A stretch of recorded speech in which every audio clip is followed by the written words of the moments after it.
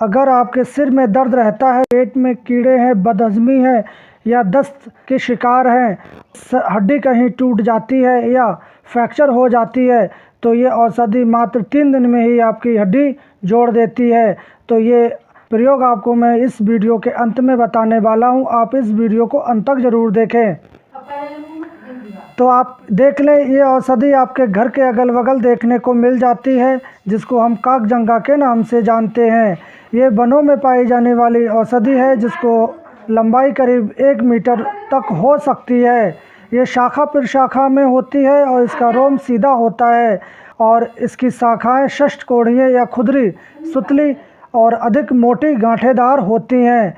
इसकी तने की गांठें थोड़ी सी मोटी और आगे की ओर थोड़ी सी पतली होती हैं, जैसे कि कौवे की जांघ की गांठें, इसलिए इसको काकजंगा के नाम से जाना जाता है। इसके पत्र छोटे और हरे होते हैं।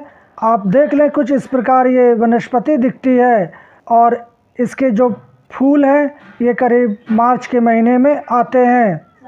इस काकजंगा में बहुत ही औषधीय गुण होते हैं, परंतु हम इससे अवगत नहीं होते और इसकी उपयोग हम नहीं कर सकते।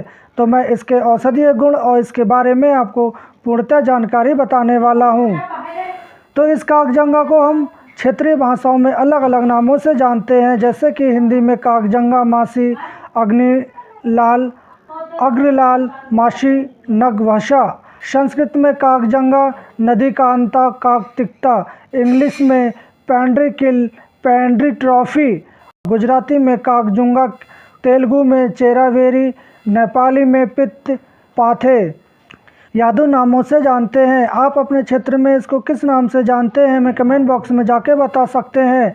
अगर इस औषधि के गुण दोष की बात करें तो इस काकजंगा तीक्ष्ण, कषाय, कटु, लघु, कफ, पित्त, शमक और बड़ प्रसादक होता है। सिर दर्द होना एक आम समस्या बन जाती है, तो आप ऐसे में इस काकजंगा की जड़ को पानी में उबालें और इसकी भाप आप सिर पे देते हैं तो आपके सिर दर्द ठीक हो जाता है। अगर आपको कानों से सुनाई नहीं आता, आप बहरेपन के शिकार हो गए हैं, तो आप इसका पंचांग, फूल, पत्तियां, तना और जड़ को आप तेल में उबालें और तेल मात्र शेष रह जाए तो आप इसको छानकर शीशी में भर लें और 1 से 2 बूंद कान में डालते हैं तो आपके बहरेपन की समस्या ठीक हो जाती है। अगर आपके दांतों में कीड़े लग जाते हैं और आपके दांतों में दर्द होता है और आप बहुत ही परेशान हो जाते हैं, तो आप ऐसे में इसकी जड़ को दांतों के नीचे चबाएं और इसकी लार को थूकते रहें तो आपके दांतों के कीड़े भी निकल जाते हैं। अगर आपको बदहजमी या गैस अफरा की समस्या रहती है तो आप 1 से 2 ग्राम इस काकजंगा का चूर्ण खा लेते हैं गुनगुने पानी के साथ, तो आपके बदहजमी में काफ़ी लाभ होता है। बच्चों या बड़ों के पेट में कीड़े होना एक आम समस्या है, तो आप ऐसे में इस काकजंगा का 10 से 20 मिलीलीटर काढ़ा दिन में 2 बार पिला देते हैं तो आपके पेट के कीड़े भी नष्ट हो जाते हैं। अगर आप ज़्यादा या तली भुनी चीज़ें खा लेते हैं तो आपका दस्त लग जाते हैं, तो दस्त रोकने के लिए आप 1 से 2 ग्राम इस काकजंगा की जड़ का चूर्ण खाते हैं तो आपका दस्त तुरंत रुक जाते हैं।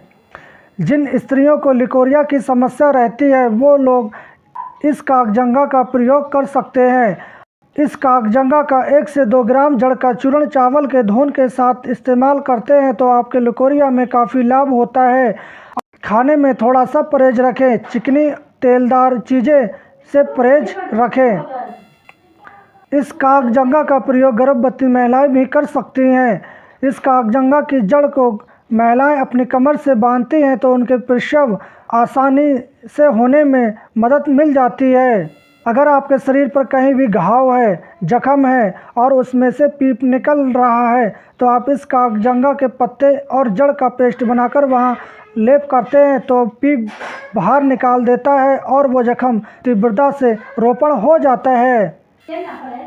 अगर आपको नींद नहीं आती, आप रात भर जगते रहते हैं, तो आप ऐसे में इसकी जड़ को सिर के नीचे रख कर सोएं तो आपको अच्छी नींद आने लगती है। बुखार होने पर आप इस काकजंगा का चूर्ण दूध के साथ सेवन करते हैं तो आपको बुखार आने की समस्या से छुटकारा मिल जाता है। अगर आपकी हड्डी किसी कारणवश टूट जाती है या फ्रैक्चर हो जाती है तो आप ऐसे में इस काकजंगा का प्रयोग कर सकते हैं, परंतु उससे पहले आप उसका एक्सरे करवा कर आप इसका प्लास्टर ज़रूर करवा लें। अगर आपकी हड्डी गलत जुड़ जाती है तो गलत ही जुड़ी रहती है, क्योंकि ये औषधि मात्र 3 दिन में ही आपकी हड्डी जोड़ देती है। तो आप इसका प्रयोग किस प्रकार कर सकते हैं? आप इसका रस करीब 20 मिलीलीटर और 2 काली मिर्च के साथ आप सुबह, दोपहर और शाम 3 टाइम 3 दिन पिला देते हैं तो आपकी टूटी हुई हड्डी जुड़ जाती है। गांव के लोग आज भी इसका प्रयोग करते हैं, आप भी इसका प्रयोग करके देख सकते हैं।